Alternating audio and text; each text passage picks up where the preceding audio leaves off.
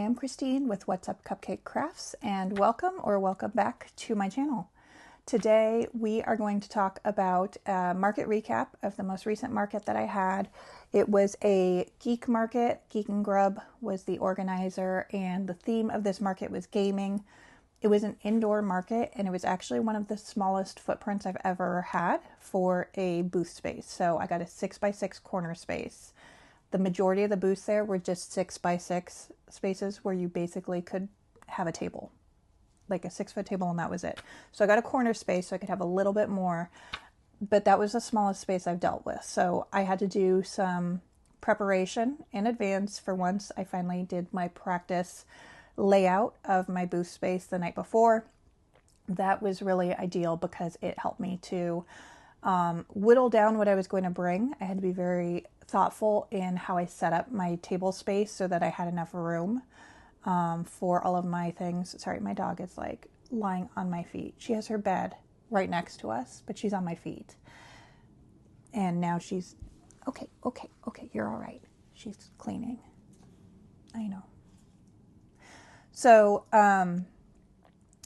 I did a layout, a mock-up of my booth space the night before, and because of that I was able to also kind of pick out what exactly I was going to bring to this market. I had to do a lot of replenishment in advance of this event because of my previous market, which I have a video on that. It was my best market ever, but I sold out of all of my small items and a lot of my other items that I had brought to that market. So I had to do a mass amount of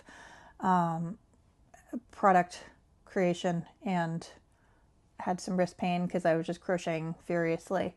But this gave me the chance to lay out exactly how my booth was going to look, the table setup, and then which items I was going to be able to fit, what I would keep as additional stock to replenish throughout the event, instead of just putting everything out. I feel that has really helped my market spaces.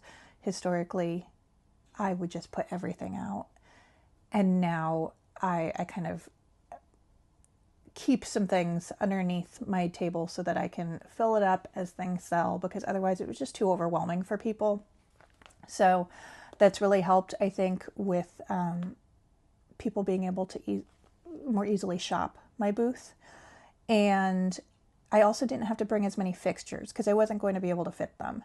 And this meant that just loading up the car for the event, setting up, tearing down, everything went far more smoothly because I had done my mock-up of the event the night before. So I'd highly recommend that going forward, but especially when you're dealing with a unique booth size situation like I was. So did that the night before, and then we'll talk about the market day itself. I have some clips from the market, from the setup, as the market progressed. This market was on Super Bowl Sunday. Yay, sports. I don't follow sports, maybe tennis, but even then it's just my kids play it, but I don't know sports teams. I didn't know who was playing in the Super Bowl except for Taylor Swift's boyfriend. So I hope he had fun. That's all I know. But I did know that this event was happening with some overlap, so I wasn't sure how that would impact the market. I do think it had a little impact for the end of the market, but overall, I think that the market went well. So we'll talk through that. All right, let's dive right into this. I hope you'll follow along, and if you're enjoying this, please like and subscribe. Thanks. Okay, this is my test run of the layout for tomorrow's space. I have a 6x6 corner booth. There are no wall backings or anything, and they said it will be very strict on staying within that 6x6 space requirement. Those have dragons in them, so I'll likely have them displayed with the top off of each one so you can see the dragon inside it, and then you'll get the top half when you buy it. But I think this is the layout I'm going with. I'm really glad I practiced this because this has taken a while to get to this point, and it will save me bringing a lot of stuff that I will not be able to fit in the space and would be unnecessary to bring. So this is not all of my merchandise. Most of this is just kind of placeholders of where things are going to go. All right. In 400 feet, turn left onto Amaretto Way. Good morning. Turn left onto Amaretto Way. Good morning. We are on the way to the Durham Armory, which is where today's market is. This is the Geek and Grub Market for gaming. Sorry, GPS is super rude. So yeah, we've got somehow, well, I guess it's not as full as it usually is. We only have a 6x6 corner space for this. Didn't need the tent because it's indoors. So didn't have to bring as much, and for once I actually planned my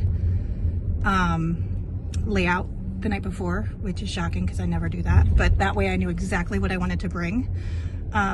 So yeah, we're on the way, ready for a fun market day, lots of video game stuff, board game stuff ahead. And yeah, in 1,000 feet, I'll check in later.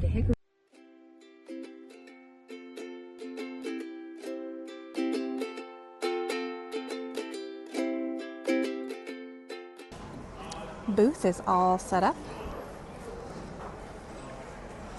at the Geek and Grub Market in Durham, North Carolina.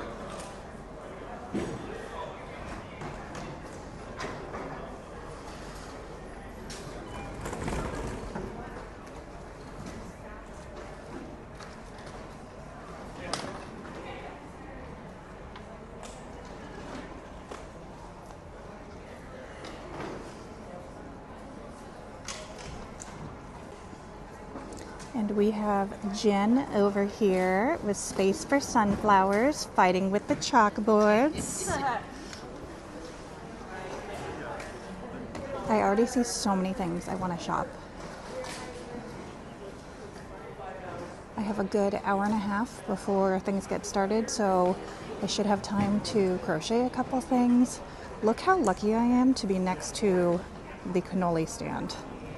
Like, I literally can just turn around and buy a cannoli. So, let's peruse some stuff. I was eyeing this. How cute is this stuff? Oh my gosh. I want to buy it all. Catch them all, buy them all. I love this tree display.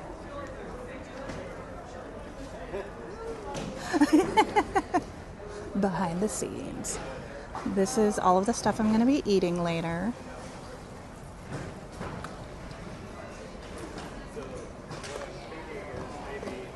Oh my gosh, I love geek markets. I'm so excited.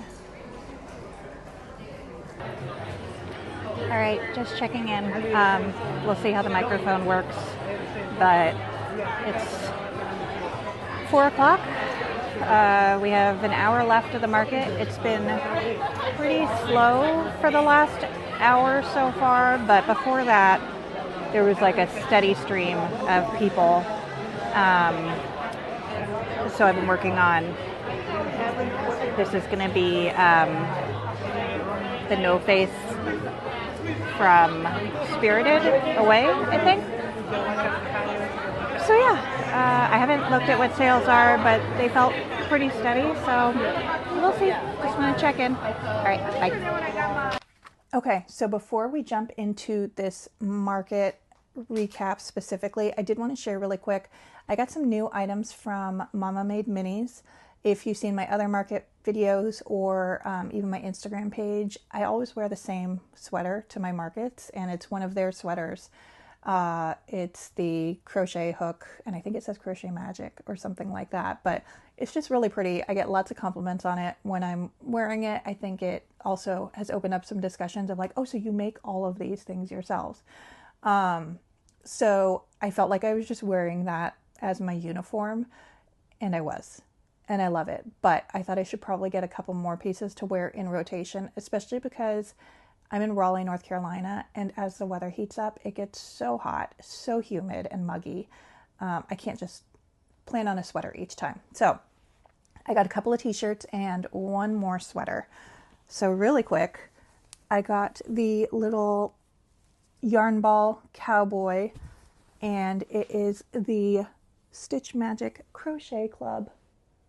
Just thought that was really cute. So got that shirt to add into the rotation. I also got the Maker Magic shirt. And on the back, it's "The magic is in you." It's hard shopping online when you don't know the sizing, but I'd rather it be a little oversized. I could always tie a knot if I need to. But, you know, you're kind of just going off of what the website says. And I think I got both of these in a large because I do find that shirts like that will shrink a little bit. So, and then last but not least, I got this sweater, which I'd had my eye on in my maker era. It's for my Swiftie moment, which is constant, let's be honest. Okay, so jumping into the actual market results. I set up the market, or my booth, and it was pretty much I had like a 2-hour window for setup, which is a lot, but you had to be within this location in a very specific time window because of, first of all, lack of parking. It's an indoor space. There are a lot of vendors, so they had staggered windows for setup. So I was one of the first setup windows, and that was great because I just brought a bag of yarn so I could work on some more projects that I just didn't have time for the market. That being said, I also was able to like wander and shop the market a little bit, see what the other vendors were doing. There were some incredible vendors at this market, and hopefully I don't duplicate anything that I've said because I originally recorded this, but I forgot my microphone. And I know that there's been comments before, you can't hear me without the microphone. And I did a little side comparison of it with and without. I was like, yeah, I get that. The microphone really does help. So if anyone out there is recording content like this and is on the fence, I highly recommend getting a microphone. I will link mine in the description. But anyways, so I will hopefully not repeat anything and can edit, but just for context. The items that I think drew people in the most were the baby dragon with an egg and the cheeky turtle thick toad.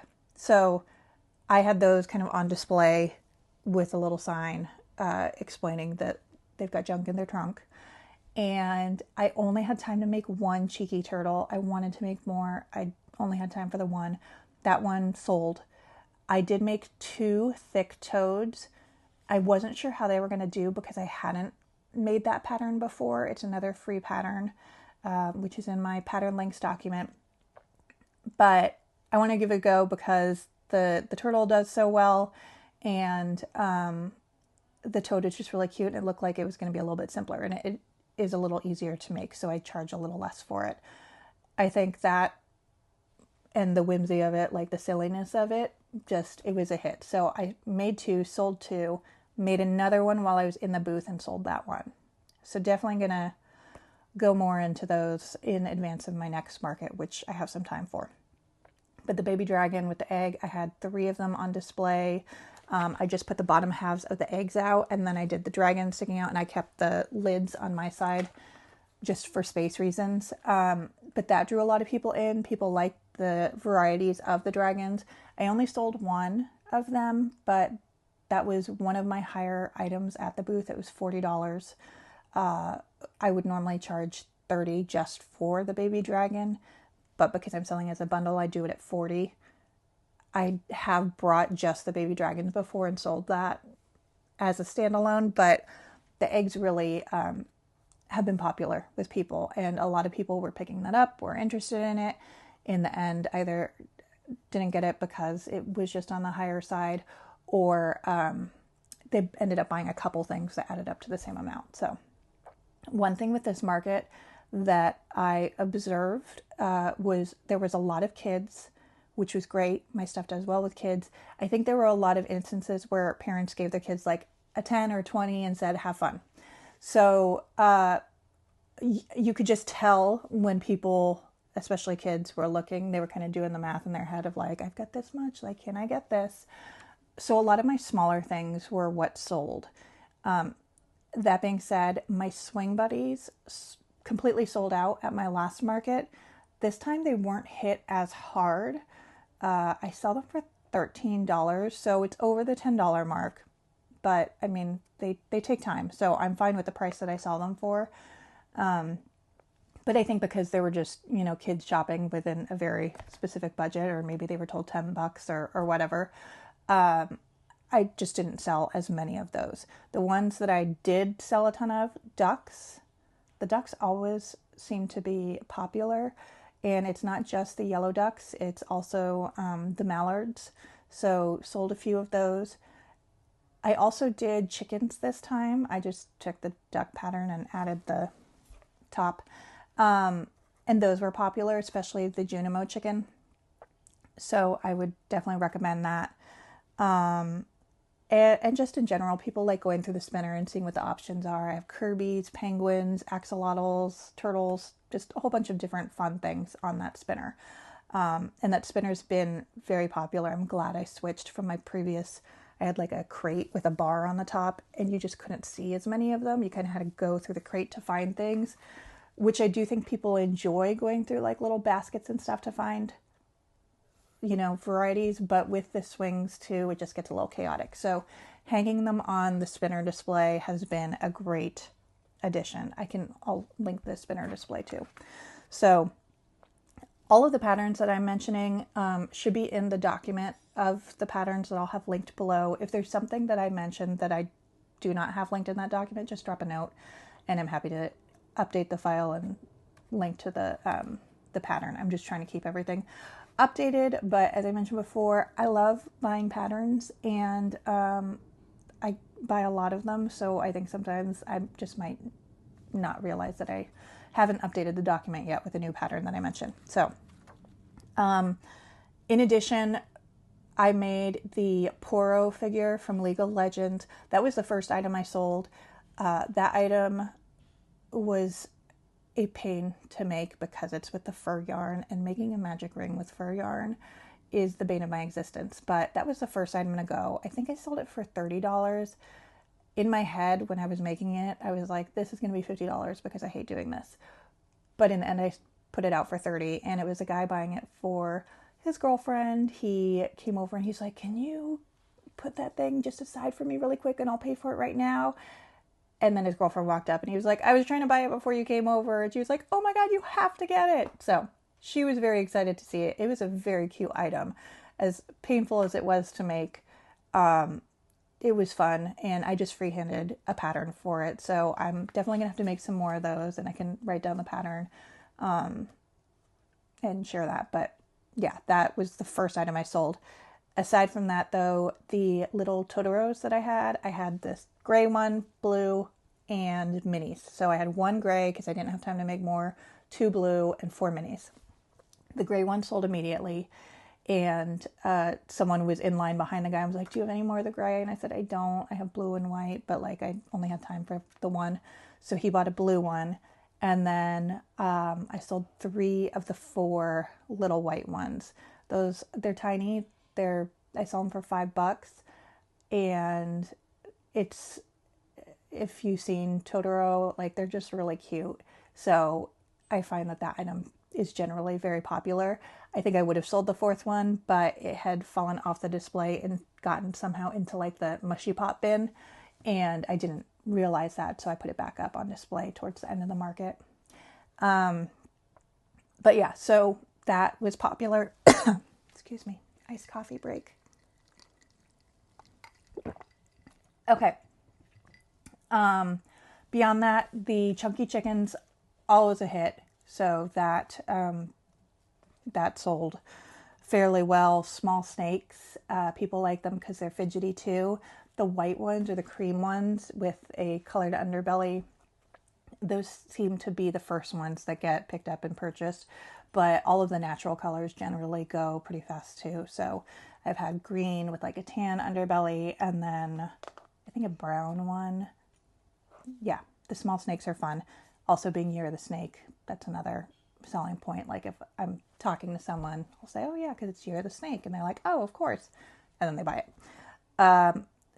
Loaf kittens are always a hit. It's the Annie Caraway pattern. And it's not the largest. It's not the smallest. It's the one in the middle. And that size is more manageable for me to make. It takes me way too long to make the larger ones. And I feel like it just prices them out of what people are comfortable paying. I want it to be under $20. So the medium sized one seems to work out really well. And I advertise that it comes with an adoption certificate. And people love that. Like, it pushes them over the edge if they're holding it and they're like, oh, look at this kitten, like to their friend. And they say, oh yeah, and I'll give you an adoption certificate when you buy it. And I show them and they're like, sold. So just a tip. I'll go through some of those things in a later video. Yeah, so those were my main best sellers. Like the Totoros, I think that given the market itself being like a geek market, people just really recognized it immediately and were excited to see it. I had a few people come up and say that like I need to do other conventions like this or markets like this because my stuff would be perfect for it. So that was lovely. But yeah, in addition, the other crochet vendors there. So, you know, this was one of those markets where I greatly appreciate it. The organizer tries to limit how many of each type of vendor there is. So one of the main sponsors was a crochet vendor. She was lovely. I cannot remember her shop name. Her name was Jessica. And we had great conversation. Her stuff was beautiful. And she's been doing markets for like 3 years now. So we were just chatting about that and some of her favorite patterns. And, you know, I was talking about like the yarn she was using. So we chatted for quite a while. I ended up getting an emotional support cookie from her. I keep wanting to do emotional support potatoes and things like that. I just don't have time with the other things that I'm making. And I find that there are other people already making those. So I'd rather leave that to them. But yeah, so I ended up shopping from her booth and she was just very lovely. So yeah, I'm all for friendly competition with the other makers. I do appreciate when there aren't like a dozen of the same type of product there. So there were quite a few booths that were other things that had some crochet items, but it wasn't generally an overlap. My friend Jen from Space for Sunflowers was in the booth right next to me. A lot of her products are wearables or like pillows, things like that. She did have some plushies this time, especially in a gaming theme. So she had some Minecraft creepers and some things from The Sims. And, you know, we were side by side, so we could also like chat and everything during the market. But beyond that, that was the extent of like the main crochet booths. So I think that, you know, it didn't work against us because there wasn't enough people there with crochet to conflict really. But just given the event type, I think that it was a lot of people spending a little less, buying smaller items, kind of in a limbo period of it's not Christmas holiday season. It's not quite Easter yet. It's still early enough that people aren't thinking about Easter in some instances or from discussion. So just little treats. Really, it was the smaller items that were selling. Swing buddies, some mushy pops. But even those 2 items, which completely sold out, were wiped out at my last market, did not sell quite as well as my last market. So, you know, you can just never really tell what's going to happen and what people are going to be buying. So, all right, let's get into the numbers. So this market, again, $100 for a 6x6 booth, no additional fees. That was pretty much covered it. You know, no additional like marketing or whatever. Sometimes I found markets are offering those. For this market, again, it was a steady stream of smaller sales, so I wasn't sure how that was going to do. I did have quite a few people paying in cash. I found that cash really is very predominant still. I mean, it's not what is the bulk of my purchases, but I'm glad I bring a cash box because people definitely like paying in cash. And then I don't have all the additional fees that come with that because Square doesn't charge fees for cash items. So I made $88 in cash sales, and in credit card sales, I did $412. So I was pleasantly surprised with that amount. Again, because I didn't really have any big items. The biggest or highest priced item was the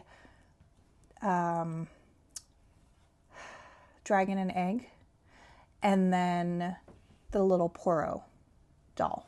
So, Una, okay, my dog's gonna knock into the camera, but she wanted, I know, she wanted out, but then she wanted back in. Go lie down.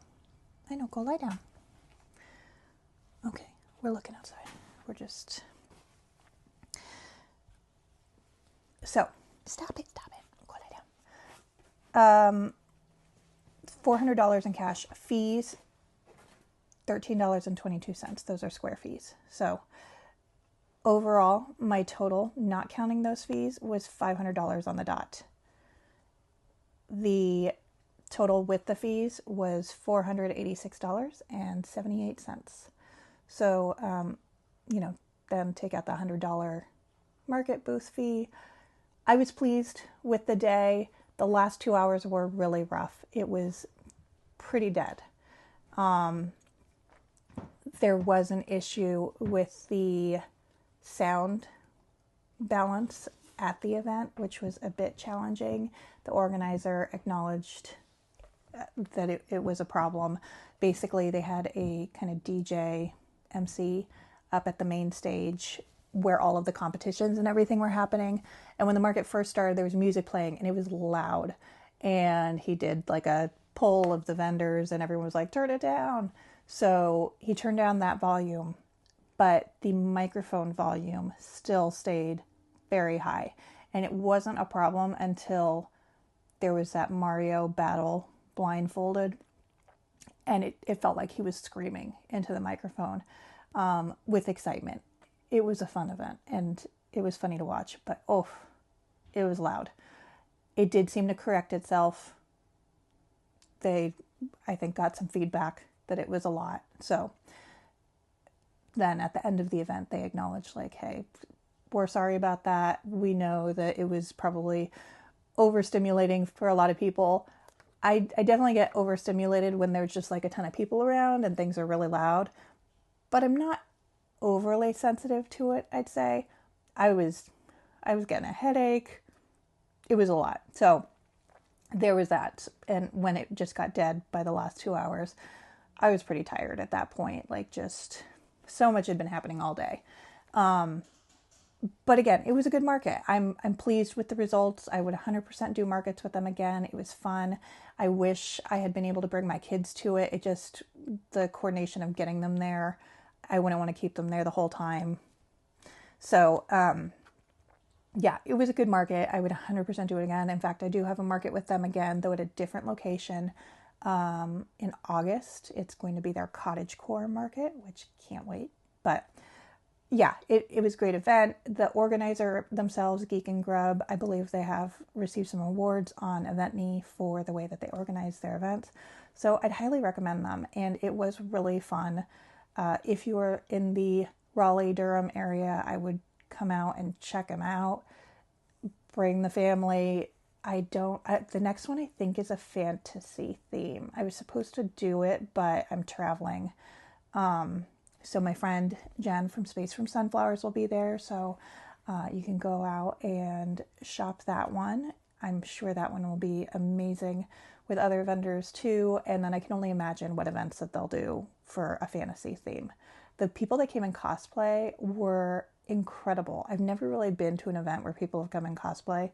My husband goes to GalaxyCon in Raleigh almost every year. He loves Star Trek and all that stuff. And he's always talking about the cosplayers. But yeah, there were some really neat ones. Some of them were so lovely too. I had a couple that were like hanging out my booth, just chatting with me about stuff that I was making, telling me I should go to different anime conventions, giving me recommendations. And then people would come up to shop and they'd be like, you have to buy this. It's so cute. So I was like, you ladies can stay here all day and just talk to these people because you're hyping up my booth and I love it. So yeah, it was a good day. $500. I was pleased with the end results. I have some more time between my next markets, thank goodness, because I really overdid it with the preparation for the last two. So I have about a month in between my markets. I'm just making some things for fun right now. I mean, things that I would bring to a market, but I'm trying out some new patterns that I've been wanting to do. I have the hot dog pattern from Ally Crochet. I'm so excited to finally do that one. I have new patterns from Therapy on my Hook. If you've seen some of my other videos, I did the Lunar Baby. I've done other things of hers that I love. They're so unique and whimsical. So lots of fun patterns to try out for the spring. Lots of poppers from Cable and Canvas. I have the bunny popping out of a carrot. I've made a few of them while I was traveling this week. It's just a small project that's easy to pack and bring. So yeah, I'm really excited for my next few markets. Lots to share about the preparation in advance of those, so I will continue to post on here. If you like this, I would really appreciate a like and subscribe, and hope you'll follow along. And I will see you soon. Thanks. Bye.